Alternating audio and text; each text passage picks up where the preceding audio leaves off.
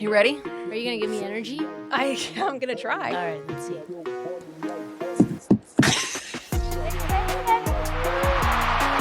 Rodman is back. It's an even dozen for Gino Auriemma and Connecticut. Welcome to Let Her Shoot. We're starting a women's podcast. Basically, that's the deal. Bold takes, sharp analysis, comedy, shit talking, all sports, under the radar moments, spicy takes, because you know Trista Crick is here, solid breakdowns, probably not from me, probably from my producer Sarah, definitely some laughs, none from men. If you're tired, of the same old sports talk, you're in the right place, I think. This is Trista Crick. I've been called by the text wildly opinionated and obnoxiously knowledgeable because this text wasn't for me. And I'll introduce you to my producer, Sarah Chovnik, a.k.a. C-Hove. C-Hove. Yeah. C-Hove. C to the H-O-V to the... Is that That's where that go. You didn't know that? No, I didn't know that. I Okay. didn't know that. So what? what? Are you going to do any of the introductions? Yeah, I'm not good at intro. Are you good? Are you going to introduce anything? All right, let's talk about last night's March Madness. And there's the buzzer. It's an even dozen for Gino Auriemma and Connecticut. UConn breaking the 9-year drought, the curse of Candace Parker. Belt to ass. Belt to ass. 82-59 over the defending champions, South Carolina and Dawn Staley.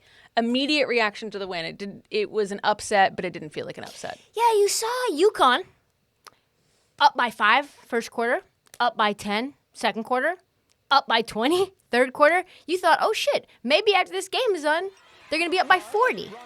You had South Carolina have 11 turnovers. This is a team that normally scores 80 points a game.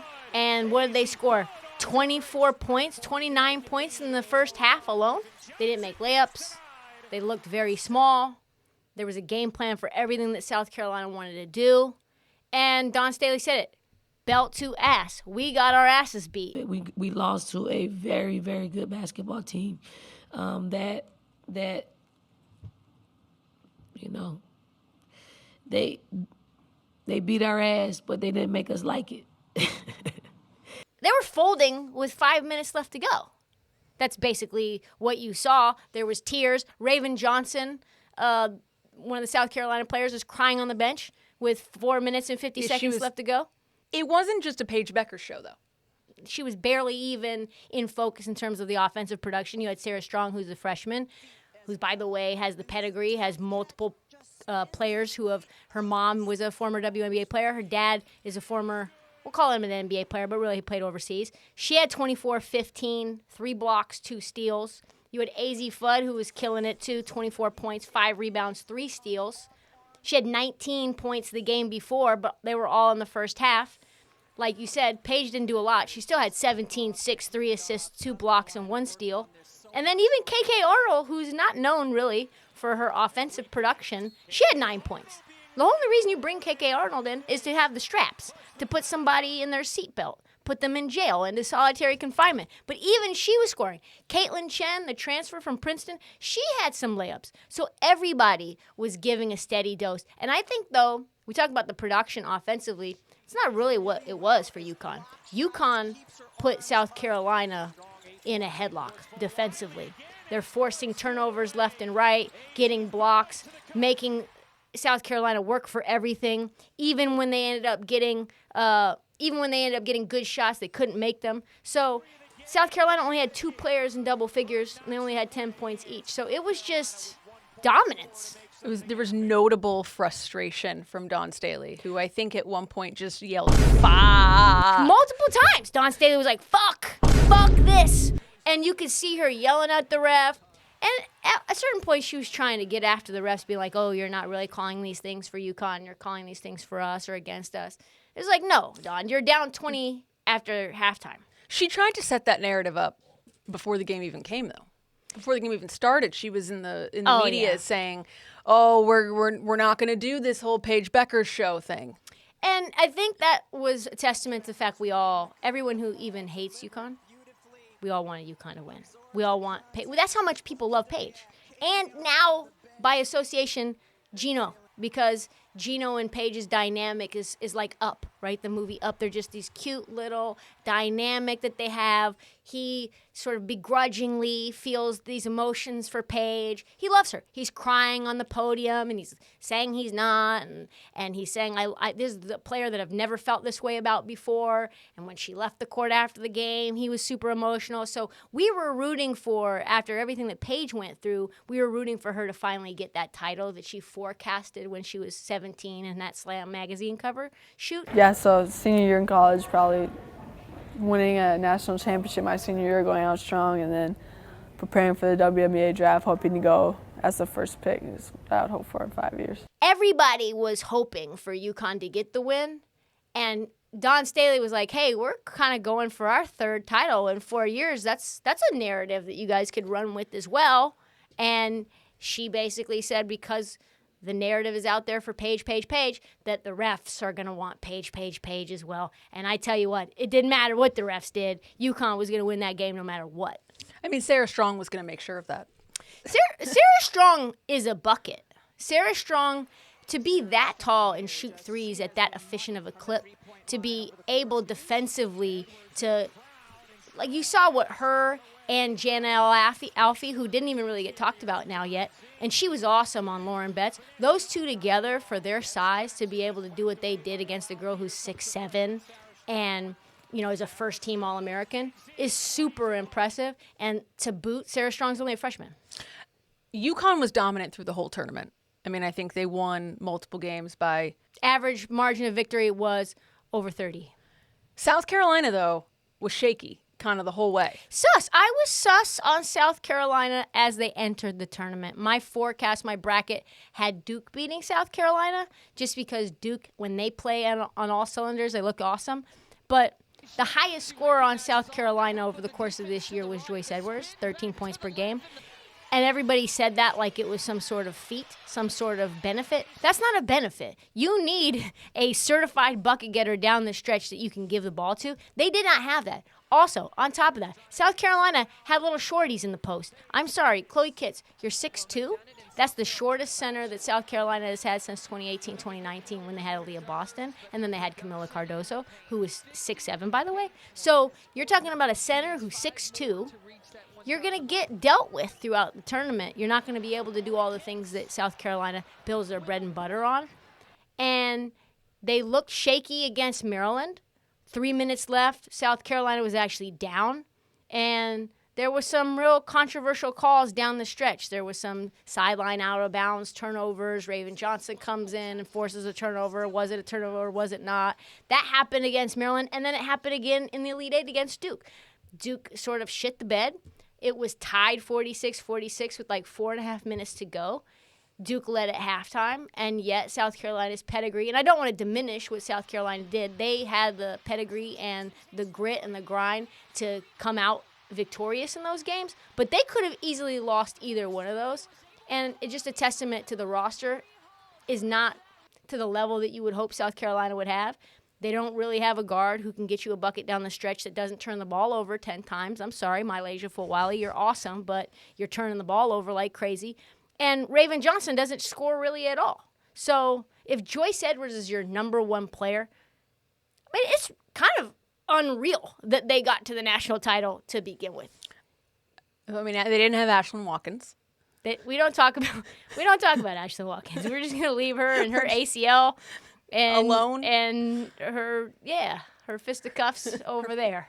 Paige Bueckers said her goodbye to college basketball, which feels like she's been in the world kind of forever. But future number one pick, the draft is less than a week away. What stood out to you about her tournament run, her final showing in? I think it's the moments. I think it's all of the social media moments that we saw from her. We finally got that huge game. I was there in the building in Spokane. She put up 40 against Oklahoma, and she probably could have had 50. Gino said it correctly. She didn't start out hot in the first half of that game. So she had 40, and he took her off the floor, basically getting her 40. But that was awesome. That's what we want to see from Paige. We want to see that Caitlin Clark moment. So we got that. we've gotten her be able to get into the limelight and get that national title. But more so, it's the conversations that she has at the podium to me. It's her and Sarah Strong and that cute dynamic. It's the moment that comes out or the story that comes out that she's actually making eggs for her teammate, Jana Al-Afi, who's going through Ramadan because she is a practicing Muslim. And so Paige and her are roommates, I think with Sarah Strong as well. And she wakes up at 5 in the morning before the sun comes up so her teammate can get some sustenance. All of these stories together sort of add to the lore, add to the legend that is Paige Bueckers. Then you have Jana Al-Afi earlier today, when we're recording this, come out and say, Paige is the most unselfish human being I've ever met. She was my mom. She was my dad. She was my best friend. She was my little sister. She was my older sister. It was like she was the whole family. She was Noah. She's Was everyone. the ark. She's just there. She was the pigs. She was the birds. We'll get into religion later. But, yeah, I mean, I think it's been all about Paige. And that's, I think, probably why Don Staley was a little salty. I saw a bite from Paige right before we came in here that said, everyone saw the world tour, but no one saw the work tour, which I thought She's was... she's got bars. She does. That is a bar. She had another bar earlier this season that was basically like, you see the 30-point performances, but you don't see me shooting. You wasn't with me shooting in the gym. That's basically what she was saying. It's been incredible. And I think that signature touch pass to Caitlin Chen, we had some kind of like jaw-dropping moments from Paige too. That little volleyball pass, AZ goes to Paige. Paige, before she can even put it in her hands, taps it off to Caitlin Chen, layup against, let's be honest, the team we all wanted to see them beat the shit out of in UCLA. I don't know if that's a hot take, but I'm not on Team Lauren Betts. Who steps up next for UConn? Who brings them back to this spot next year? Well, I think it's fascinating that AZ Fudd is coming back. That's a big move. Big move. She was a top 5, top 6 draft pick. And so she decides to come back and try to get another one for Gino. And then you have Sarah Strong there. So you've got the freshman who's pretty much playing like a senior. You've got AZ Fudd, who has another year under her belt. This is her first year fully healthy. And so she's going to come back like the seats on a Cadillac, which is all the way back. And I think they're probably together going to be that tandem that's going to look fucking awesome. I don't understand how they're not already the favorite to win it all again. I know there's a ton of other teams that are adding to things. You've got Juju, who's out for the entire year with an ACL tear. You've got a lot of them. We'll talk about this in a second. Girls in the transfer portal. So this is a team that probably doesn't even need that much help in the transfer portal. They're already stacked, ready to go as it is. Ashlyn Shade's coming back. What's her name? Ice Baby. What's her name? Ice Brady. Yeah, Ice Brady. Boom, boom, boom, ba-da-da-da. That's her name. So she's coming back. They're a squad. Honestly, I think that they could repeat. I don't think it was really a shock that UConn was in the title game. It wasn't a shock that South Carolina was in the title game. I don't think any of the real 1-2 seeds were a shock. What was a shock during the tournament cycle wasn't even the tournament itself. 1,300 players entered the transfer portal, which is just over 30% of D1 women's college basketball athletes. We've seen this in the men's game. I don't think this is really I think this is the first time we've really seen this in the women's game. What is the most shocking or impactful entry into the transfer portal in your mind? Yeah, I think it's crazy because it's 1,300 people, 1,300 young women that are entering the portal. That's fucking insane. If you think about it, because we didn't see that level of a mass exodus last year. I think the money is a big factor in this.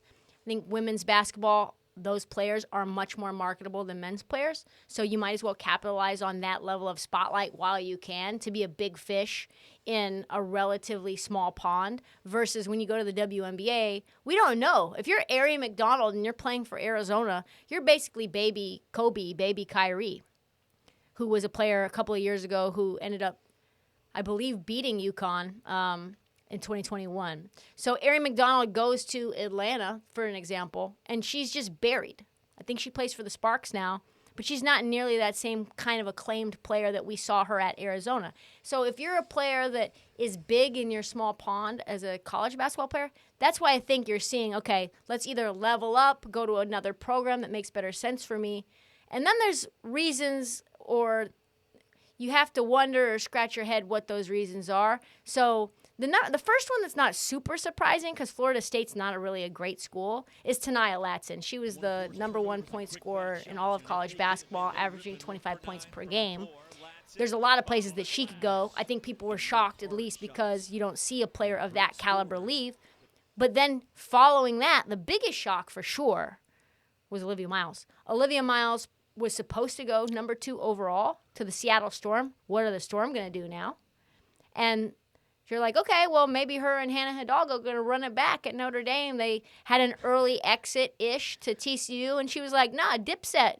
Peace up, A-Town down. I'm leaving South Bend, and I'm taking my talent somewhere else. And that part, I think, was shocking because this is a duo that was on the cover of Slam not 2-3 months ago. This was the #1 player, the #1 team in the nation not 6 weeks ago. They were dominant in January, in December, what they beat UCLA. It was just, they had a lot of signature wins. We thought that this team could maybe sneak in to the national title game. And it's just been not just Olivia Miles, but the entire four players enter the transfer portal and say, I'm out of here. On the note of that, Hannah Hidalgo releases a self op-ed article. Which, by the way, I think I forced Hannah Hidalgo into making that post. All right, we're going to get... What? Yeah, in my head, I am the reason Hannah Hidalgo got on Players Tribune and said, it's getting too hot on these Instagram streets. She literally said, I am not homophobic, which is a wild statement in 2025 for a women's basketball player to have to come out and make a statement saying, I am not a homophobe. The fact that we are even here is hot water. Boy, oh boy.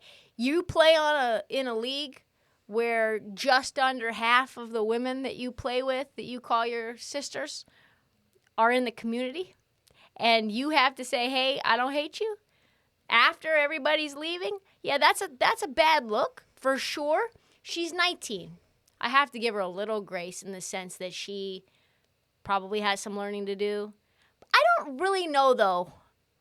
So, okay, so let's just back it up. Let's back it up. Let's back it up. So, in the summer, Hannah Hidalgo decided to do what you should never do, which is post somebody else's content to your page.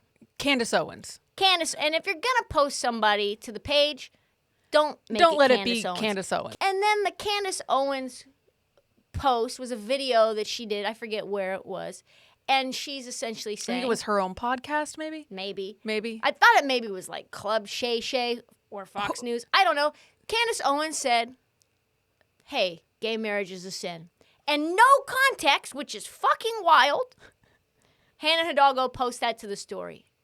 Bad business. Bad business. Deletes it. And then we all knew it, though. We all had seen it. Everybody's quietly whispering like, hey, are we going to talk about... I saw during the tournament when TCU beat Notre Dame, there was that kombucha meme where it was like, you know the one. Find it if you can. And it was like seeing Haley Van Lith win a game, and then it was like, seeing Sedona Prince win a game, ew. And then it was like, seeing Olivia Miles lose a game. And then it was like, seeing Hannah Hidalgo lose a game, fucking yes. So Twitter, Instagram, everybody, they were very anti-Hannah Hidalgo after that came out. Whether that was talked about in the mainstream medium or not, didn't really matter. College basketball fans knew Hannah Hidalgo has a problem, has an image problem, a PR problem, or she just maybe is. And maybe the transfers out have nothing to do with the homophobia. Maybe it doesn't. But then you couple that, though, with the fact that they're doing a piece on Notre Dame, following them. The ESPN, the ESPN show. What is that called again? Full Court Press. Full Court Press. What a name, right? What a name for Hannah Hidalgo. Hannah Hidalgo is one of the stars of Full Court Press. And from what I have heard, people don't really want to talk about Hannah Hidalgo that are her teammates because she's the star of the show. So to me, there's a lot of smoke around this team. So Hannah Hidalgo, in the middle of all this, in the middle of all these transfers, comes out with this Players Tribune article saying, hey, the top of it is I'm not homophobic. Didn't say anything really about what she meant, why she posted it, just that it was a mistake. Yeah, she didn't really. I mean, she kind of backtracked it, but didn't really backtrack it. She just sort of was like, you know what post I'm referring to, and it's like, yeah, we do the one. But we do. But so you're not going to address that post. You're just going to be like, oh, I talked to some friends, and I realized that saying that I think their lifestyle choices are sending them to eternal damnation maybe would offend them. But, it's the timing of it is interesting because why not say this last August when it started? Why say it now in April when your team has all left? Are we affecting the bank account? Is that why? It feels why? like a little PR, hey, Hannah, we're going to need you to... And which is fucking insane for a Catholic school, if this is the case, to be like, we're not standing 10 toes down. That is incredible. I haven't even thought about that till right now. If it's true, because we don't know, if it's true that she got pressure from Notre Dame themselves because they're losing recruits, they're losing players on the team, hey, you need to say that you're very Christian but also not homophobic. That's wild. That's insane to me. And Notre Dame, they want to win. Play like a champion today. And I wonder about Nell Ivy, too. So I don't know if you know. I know you're not a big NBA fan. But Nell Ivy's son plays in the NBA, Jaden Ivey. Jaden Ivey has a channel that I got invited to on Instagram. And it's all just Bible quotes. It's him talking about the Lord and him basically doing Bible study on Instagram. No joke. So I wonder how much some of these players wanting to leave doesn't just have to do with Hannah Hidalgo, but has to do with maybe Nell Ivy and what her beliefs are. And just probably playing for a Catholic school in general, it's kind of a little much. If your first team All-American is about the business and is for the culture, cool. But when she's the star of the show, why stay? I'm going to pivot back to the good Christian schools here in a minute, but... Oh, you mean like TCU? Like TCU. We're going to get back to that in a second. But Olivia Miles, she was a star this season, but college basketball has been really dominated by the stars the last few years. Angel Reese, Caitlin Clark, Paige Bueckers, they really took the limelight and they ran with it. Juju is presumably going to be out for at the very least a majority of next season. Who is going to be that next one up? Who is that center, all the ads, all the press? Yeah, I think it's got to be Flau'jae. And Flau'jae is a certified star. She just really is. And you think about Caitlin Clark, Juju, Paige, and they have something about them, not just what they do on the court. There's something that makes you feel connected to them off the court. For Paige, it's really been about her social media presence, her TikToks, her getting a stylist and wearing that white suit. I feel like the white suit was her coming out party. Yeah. I've seen so many edits on TikTok of just Paige doing her little thing with her hands. Her Riz hands. Yeah, the Riz hands. Just panty dropper hands. And that was the moment for me. And then you saw her in her summertime tour where she was at Fashion Week and she was at the Nike camps and she was in New York City all the time. And there was just photo shoot after photo shoot after photo shoot with her and AZ. And so that was, I think, what made Paige elevate to this stardom. Juju's been a star since high school. The bun, that iconic look, what she's able to do on the court, staying home, going to USC. Similarly with Caitlin Clark, right? She stays home, goes to Iowa, leads them to these new heights, plays like Steph Curry, right? He's hitting these 30 feet threes, just pulling up recklessly, tossing dimes. I think I remember she had a 40-point game in either her freshman or sophomore year, and nobody really even knew who she was. She came out of nowhere. So for Flau'jae, this has been building and bubbling since the Angel Reese time period of LSU where they won the title. Flau'jae really wasn't a big, huge star within that system. But now, since she's Kim Mulkey's first McDonald's All-American that she recruited, and she has songs with Lil Wayne. She's the most marketable college basketball player in women's college right now, even including Paige. $4.5 million of total marketing dollars. I think she's like second in all NIL deals Correct. in college. Yeah. I think, only to like Livy Dunn, I want to say. I think you're right. I could be wrong, but I think she's high up there. And she's got the game to back it up. And she was, I think, supposedly going to go to the WNBA draft, and now she comes back to run it back again with Kim Mulkey and LSU. So there's a lot there. There's that. She has a podcast with Overtime. Can't do it all. Like, I can. Next question. She just, kind of like Angel Reese, scream star. She's not as good on the court as Juju, Paige, or Caitlin Clark. And she's probably in that level of Angel Reese, but she has the ability on the court to excel enough where she's going to be in the national limelight all the time. And now LSU just got a new transfer from Notre Dame, big girl from Notre Dame. So I think that LSU is going to be a powerhouse team this next year too. And I think if you're going to put anybody on TV, if you're going to put anybody on billboards, I think it's got to be Flau'jae. She has that it factor. For sure. By the way, follows me on Instagram. Big Flau'jae fans over here. Big Flau'jae fans. New recruit, though, to Oklahoma. Oh, yeah. And I think Aaliyah Chavez, she's got a lot to like, too. She stays home. She goes to Oklahoma. She was either going to go to Texas Tech, Texas, or Oklahoma. So she stays kind of in her region. She's a 5'8" guard. She's got the ability to do a lot of different things on the court. She's just got a little bit of an it factor. I don't know a lot about her personality, though. And that's, I think, where we're going to have to see how good is Oklahoma. We saw them get spanked by UConn.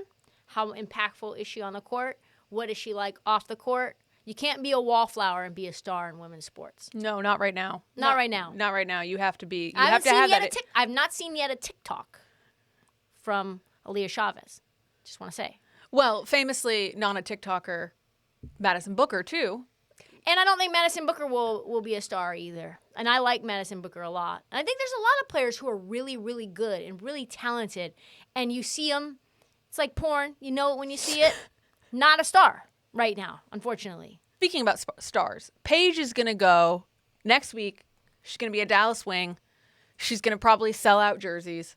However, you've got the potential. Speaking of these good Christian schools that we were talking about. Good, wholesome Christian schools. Good, wholesome Christian values. schools. Right now, there's a lot of mock drafts. Not all of them, but about, I would say, roughly half of them have, with the 12th pick, the Dallas Wings selecting Sedona Prince. Sedona Prince has fouled out with 6.5 minutes to go. Is there a question there? Yeah, I mean, what are they thinking? The 7th-year senior who started her career at Texas.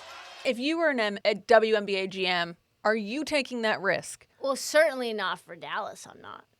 Because you've got Paige there. Paige is about her business. We saw her SB speech. With the light that I have now, as a white woman who leads a black-led sport and celebrated here, I want to show a light on black women. They don't get the media coverage that they deserve. She's there for those who are underrepresented. She's for the little guy. She's always been about that. I don't think Paige wants to play with Sedona Prince. I don't think Arike Agumbawale wants to play with Sedona Prince. You do look at that roster, just on the devil's advocate side of things. You look at that roster and you're like, ooh, they're kind of little down there on low. She's 6'7". I know she doesn't have the best footwork, but at 6'7", she can do a lot of things. I don't think you take the risk. I wouldn't draft her at all. I wouldn't draft her in the second round. But, hey, we've got Brittany Griner in the league. We've got other players that have domestic violence allegations. And she has almost as many domestic violence allegations as she does years in college basketball. Yeah, and she has 7 in college basketball, right? And 5 allegations. Well, like 5.5, right? It's because like 4.5. It's like 4.5. Like one is is known, but it's not like publicly known. The TikTokers know about it. The TikTokers know about it. But I mean, I think 7 years, 2 season-ending injuries, and 5 abuse allegations. Well, I think that's probably even more impactful is how much she's had such injury woes. You're that big, lower leg, extremity type injuries. They are never something that just gets better over time when you're that big. You saw that in the men's game. You see it in the men's game all the time. So her history of injury certainly would worry me, even if she had a spotless reputation. Roll the receipt. Receipt number 1. This is from May 22nd, and this is when I was trying to get my things back and proof of taking accountability. What is that? Oh. But no, you can't do that, dog. You can't put Sedona Prince on your team. Do you know how many people will come out in droves? Do you remember? You probably don't because you're not a huge NBA fan. People were gluing themselves to the court in Minnesota. What are they going to do if Sedona Prince is there? We have people online being like, oh, I won't go. I won't go. I'm protesting. I'm burning jerseys. And Dallas is in the middle of investing in a new practice facility and investing in the team. You have Paige. She's your moneymaker. Don't worry about the big girl. I mean, they're on 23 nationally televised games next year. You can't risk having a player on that team who people refuse to watch. Or what do you even say about Sedona Prince? If you're a broadcaster... Well, they don't say anything about her, really. You're just like, oh, yeah, Sedona, rookie year, played at Oregon, played at Texas, played at TCU, 26-year-old rookie. And she's had her share of off-the-court issues. And you're like, off-the-court issues? That's what the draft reports say. They say personal problems. It's not a personal problem. That's not a personal... Domestic violence is not a personal problem. Too many Cheetos is a personal problem. So you're not taking Sedona Prince? Absolutely fucking not. What about Unrivaled? Does Unrivaled give her the... Oh, you can't do that either. You absolutely cannot do that. The only team that I could see taking Sedona Prince would be a team like the Connecticut Sun that are desperate for relevancy in any way. They're in the middle of nowhere. They don't invest in their facilities. I don't even know who's on that team right now. They've made so many damn trades in the offseason. So that's the only team I feel like, nobody will really care if she's there. Speaking of Unrivaled. Nice. Numbers came out this week that they almost broke even. And the headline is super misleading because the headline says Unrivaled almost broke even in their first season, which has led people to be like, oh, see, look, women's sports, not a moneymaker. They can't turn a profit. I feel like we need to actually pull this headline apart for a second because the haters are saying that Unrivaled was unsuccessful, and that's just not true. We got to make this segment for the haters.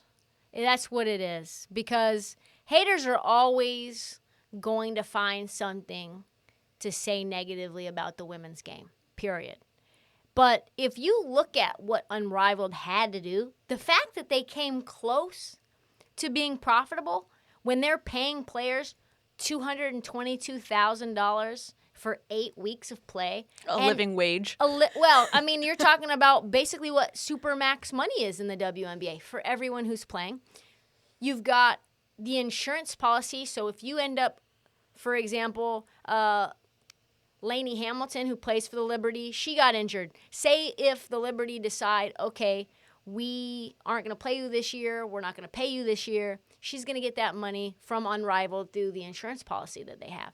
You have to invest in the infrastructure down in Miami. You have to invest in the coaches. You have to invest in all of the branding and marketing and all of the things that all the people that you needed to hire to get those deals done with Ally, et cetera, et cetera, et cetera. $27 million in revenue. $1.5 million in merch sales, and I don't even know what they were selling. So, to me, this is kind of a big win to put some cold water on or shade on, considering that if you look at the NBA, for example, founded in 1949, and they were, as late as 1981, fucking struggling. 16 of the 23 NBA teams were operating at a loss, and they needed an $800,000 check from CBS just to remain afloat. That's not what we're seeing here with the little girls 3-on-3 league. Yeah, but those are facts, and haters don't like facts. No, they don't. Let's talk about Google, founded in 1998. They weren't profitable for 3 years after their inception. Amazon, 1994, they were founded. Didn't become full year of profitability until 2003, which was 9 years after its founding. So to me, it's kind of bullshit. And I'll never understand it, but I think that there's just a sentiment that we want to say that no one cares about women's sports. And so anytime there's a fact or a figure that makes it seem like, oh, yeah, there's no interest in this game because the person who's hating doesn't have interest in the game, I mean, it's just, what are you going to do? The facts also just don't match up anymore with the narrative. 9.8 million people watched the finals. No, so South Carolina UConn was 8.5 million. 8.5 million. 8.5 million. 8.5 million is still 8.5 million people who. And you know what the haters would say? It's a lie. With Caitlin Clark, they had 19 million. Speaking of a shit ton of people going and watching women's sports, 33,000 people showed up to watch the United States women's soccer team play Brazil on a Saturday in LA. And this wasn't even a match that meant anything for anyone. So I want to talk about some football, some footy here, which is not your sport, but no, it's not. But we're gonna power through. I watched it, though. You watched it, so I'll give you that. USA played Brazil in a friendly this past weekend. It's Trinity Rodman's first healthy game back in quite some time. This is a gold medal rematch from the Paris Olympics, which was a huge knock on the door for the U.S. to say, hey, we're back after not being back for quite some time. I just want to get your thoughts on that game. And I know that you're not, but you were really into some of the players there. Yeah, I love Trinity Rodman. I love everything about her. She's obviously the star of the NWSL. She's going to be probably the face of women's soccer for the next however long she decides she wants to play. She oozes out everything that she does on the field, the trend spin, even the goal that she had in 5 minutes into the it was the fifth minute. match, Yeah, the fifth minute was just electric. So I love watching her. I love her physicality. You don't see someone that pretty in terms of what they're able to do skill level wise and be that nasty and physical. She's on the ground, she's tripping people, she's rolling around in the mud. You're like, hell yeah, with your pink braids, Trinity, fuck yeah, let's go. And then Alyssa Thompson, love her as well. She's a stud. She's got speed, she's got sauce. We like the sauce. She's got killer instinct, she's poised, she's so young. So watching those two together was a super, super fun environment. And then you add that to the fact that you're playing a Brazil team that I could tell, even though I don't know a ton about soccer, they're very aggressive. They like to add a lot of pressure, and they bitch a lot. They complain a lot. So in a friendly, to be able to beat that team in a gold medal rematch 2-0, that feels good as an American. That feels good as a fan of women's sports. Emma Hayes has said, I'm not bringing in these cookie cutter teams anymore. We're not beating Costa Rica by 9 to prepare for these tournaments. We're going to come in, we're going to play Brazil, we're going to play Canada, we're going to play England, we're going to play Japan, and we're going to be ready. And they won. 2-0 in a very good game with a lot of really star players. This is all leading up to the World Cup is coming back to the U.S. America! Fuck yeah! First time since, 2003? It's been that we have not had a World Cup I feel on you U.S. should know that stat. It's U.S. has not hosted a Women's World Cup since 2003. Yeah, nice. I had it got right. It. Yeah, I got it right. Yeah. Look, they're the only viable bid. It means they haven't been officially awarded, but the World Cup is coming back to the United States. How valuable is that type of event on a global stage in a time where women's sports is growing and they're growing rapidly? What does this mean for soccer in the U.S.? Oh, I think for the U.S. it's huge. You're talking about we already only tune in the casuals for the Women's World Cup as a whole every 4 years. I think that's going to be magnified on such a huge scale when it's right here on our turf. I think the crowds are going to be insane. And then what that ends up doing for the women's game domestically is huge. You're talking about Michelle Kang, who is the owner of the Washington Spirit, putting more money into the women's game. I think there's going to be a buzz. There's going to be a bubbling, and I think you're going to see the rising tide of the World Cup lift all ships. And I think what you'll see is overwhelmingly a greater interest in the NWSL, considering that most of our Team USA players play in the NWSL. Michelle Kane gave $25 million to U.S. Soccer, which, by the way, she did that, and then she also said, oh, FYI, I want D.C. to be the hub. So, I mean, we could see a World Cup final in Washington, D.C., which would be pretty wild. That would be wild. Where would that be? Would that be at FedEx Field? I mean, yeah. I think if you're having a World Cup final, it's gotta by be then, an NFL. I don't think it's going to be. I think it'll be RFK will be built again. RFK will be built by that point. So you'd have the World Cup final, the glory, the sports glory coming back to DC. Let's go. For those who are not aware, that is insanity. I like Michelle King playing a little politics, trying to get the Washington D.C. to be the. I think it'll be SoFi Stadium. That's what I think. Where I think it will You think the finals in LA? Yeah, that's what I think it'll be. I don't know anything about. I can't even imagine what it would be like for a World Cup final in LA, especially considering this. DC's an awesome city, a multicultural city, but it's not a particularly large city. And the bandwidth for hotels to be at a World Cup final, I don't know if DC can handle that. I don't think it could. The traffic swell, all that. LA is a huge, sprawling city, lots of places to stay, but also it's also an international city too. You've got all these different Latin American folks, all these different different cultures inside of LA. So on a World Cup stage, I feel like LA would be awesome there. I think that's the perfect setting for that. Especially when you think, okay, what would be another site? Would be, New Jersey, where the Giants play. Because there's a large amount of potential spots for people to stay there and a diverse populace too. I just don't think that anyone wants that to be on that grass. That's a wrap. Sarah doesn't know how to do intros or outros, and neither do I, but I guess I know how to do them better than her. Thank you so much for hanging in with us. The first episode of Let Her Shoot. Next week, we're going to be talking about the WNBA draft. Oh, yeah, baby. It's just right around the corner. We will dig into that. Thanks for tuning in. Do not forget to subscribe, rate, review. Check us out on YouTube, TikTok, Instagram, and more. Daily W Sports. Daily W Sports. Where women win. Let her shoot.